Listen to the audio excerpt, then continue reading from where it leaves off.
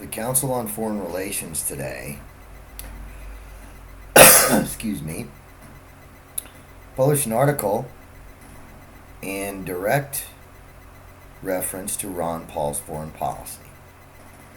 Now, if you recall, some 4 years ago, I did a video specifically talking about the Council on Foreign Relations. And the fact that today they finally come out and confronted the Republican voter about whether or not they should support Ron Paul's non-interventionist foreign policy, I think is telling. They're finally taking him seriously. They're becoming worried about him. But in reading the article and in reading and listening to tons of other voices criticize this non-interventionist foreign policy idea, I don't find anything substantial. There's nothing.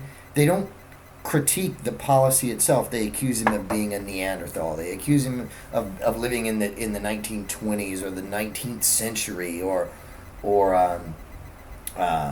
being an isolationist like the pre-World War One America. And there's no real argument. All right, and here's why.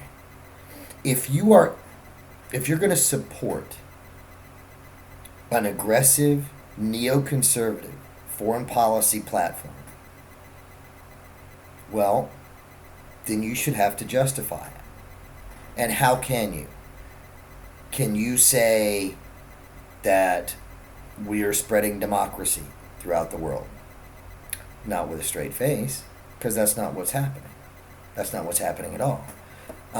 Really, if you're going to try to support a pro-neocon foreign policy position,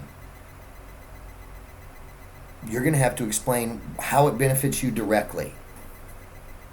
This is how I benefit from wars of aggression against Iraq and Afghanistan, wars of aggression against Libya, drone attacks into Pakistan and Yemen, and you're going to have to explain how that benefits you directly. So let's look at those options. How could it possibly benefit someone directly for the United States military to attack Iraq, for example? Well, who benefited?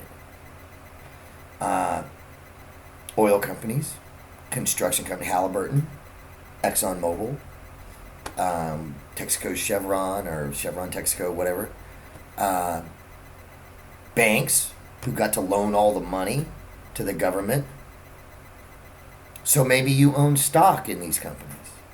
So you're saying that you support the neoconservative foreign policy, the North American empire, because it benefits you directly financially. Do you have any idea what you're actually saying when you admit that? You're saying that you are willing